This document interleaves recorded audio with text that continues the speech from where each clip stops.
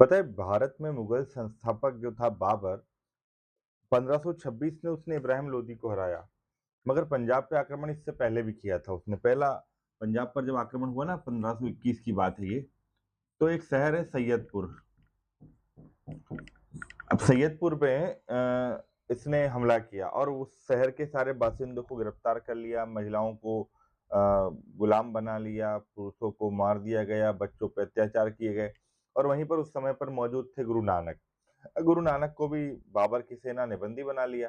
साथ में उनके जो उनके अनुयायी थे और प्रमुख शिष्य मर्दाना, उसको भी गिरफ्तार कर लिया। अब बंदी बना करके जेल में डाल दिया।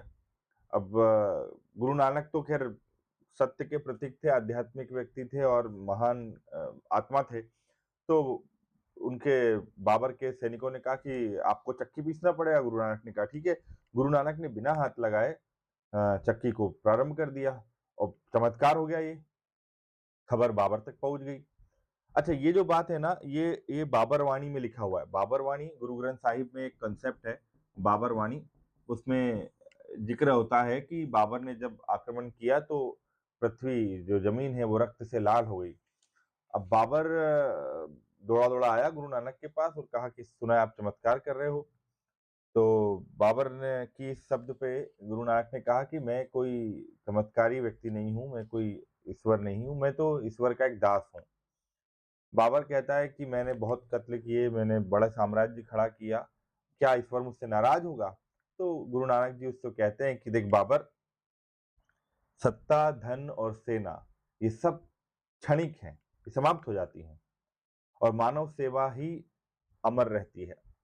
गुरु नानक जी कहते हैं कि गुरु नानक के इन शब्दों को सुन करके बाबर का हृदय थोड़ा-सा वो हुआ और उसने इतिहास साक्षी है कि गुरु नानक और उनके अनुयायियों को ससम्मान रिहा कर दिया। तो बच्चा आप देखो गुरु नानक और बाबर दोनों लगभग बराबर रहे, एक ही समय के व्यक्ति थे, मगर आज गुरु नानक ने सिख धर्म के संस्थापक को पूरी दुनिया पूजती है, उनके विचारों को आत्मसात करती है। बाबर एक आक्रमणकारी व्यक्ति था, आक्रांता था, उसने तलवार के बल पर भारत पे राज स्थापित किया, मगर उसकी चर्चा भी बहुत कम लोग करते हैं। मानवता के सपूत के रूप में हम गुरु नानक को पूजते हैं।